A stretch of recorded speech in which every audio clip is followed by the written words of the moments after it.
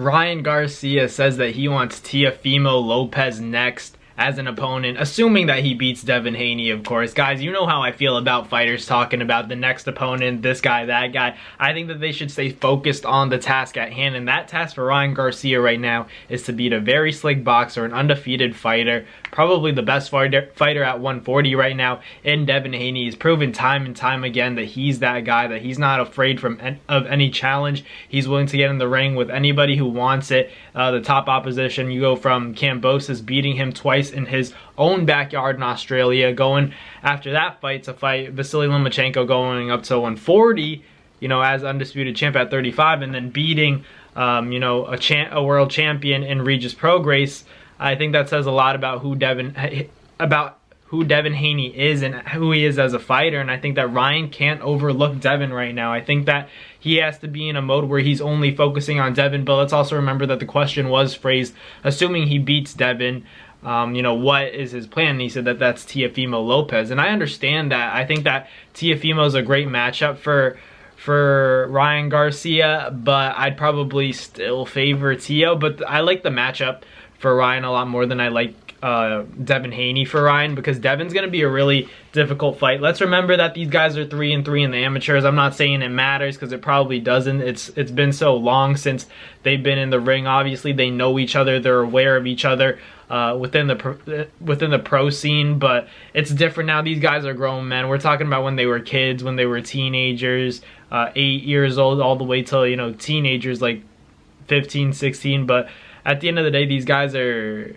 completely different fighters now. I think that Devin's progressed tremendously. I think Ryan is also in that state where he's learned so much. I think that Devin, probably from the opposition he's faced, and you know, from his ability to stick primarily to the sport of boxing and dedicate a lot of time to his craft, as opposed to Ryan Garcia, who also puts in the work. Let's not take anything away from him, but I think he also is involved in that social media scene and that pop culture scene to the point where it can be a little bit distracting. But hopefully for this training camp, Ryan Garcia, you know, he's got to, you know, cross his T's, you know, and dot his I's. I think that this is going to be his most difficult test in terms of he might get a little bit frustrated. Against Tank, he got what he wanted. Tank wasn't running around. Tank wasn't really jabbing him in the face, but Tank was precise. He might have to deal with a Devin where he's not able to touch Devin, but he's getting hit with jabs. So Ryan's going to have to figure that out. I'm not saying, you know, I know more than Ryan Garcia does. Ryan Garcia definitely knows more, especially seeing Devin in the amateurs a total of 6 times.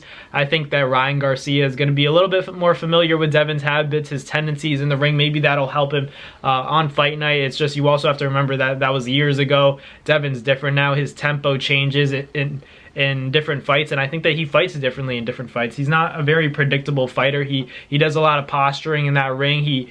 And that jab is always precise. The right hand against Regis Prograis was money, but let's also remember Regis doesn't have the best feet. He was kind of a sitting duck. He was a sitting target. Hopefully Ryan Garcia isn't flat-footed, or else, you know, he'll have to deal with that same issue. Ryan Garcia is always going to, you know, pose the threat of power against any of his opponents, so that's something that Devin already knows that he's going to have to deal with, is that left hook.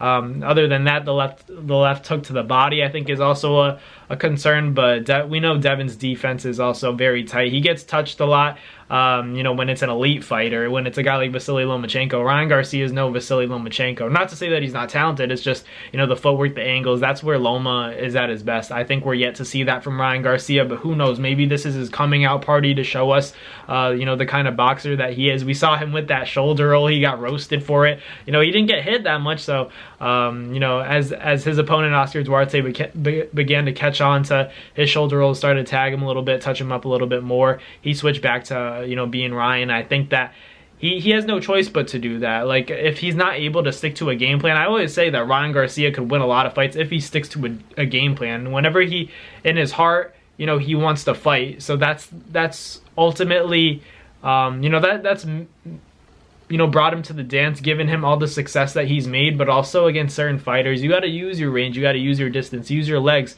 You know, you got long limbs, man. You got to use that, your height, all the advantages you have to use them to your advantage on fight night. And I think that, you know, it has to be a boring fight against Devin.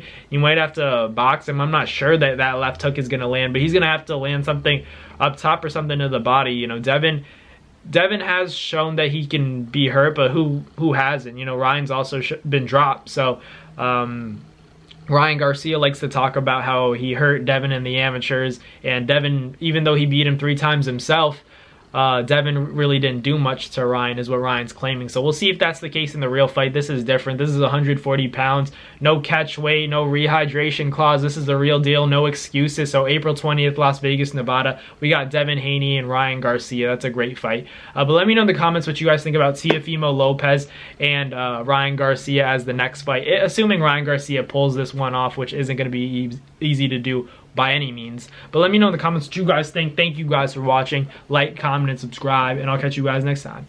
Peace. That's going to do it for another NASFight Media video, guys. Thank you guys so much for watching. It's been your boy, Matt Nabong, with another video. Hope you guys enjoyed it all. Thank you guys for the constant support. Salute to y'all always. It's been your boy.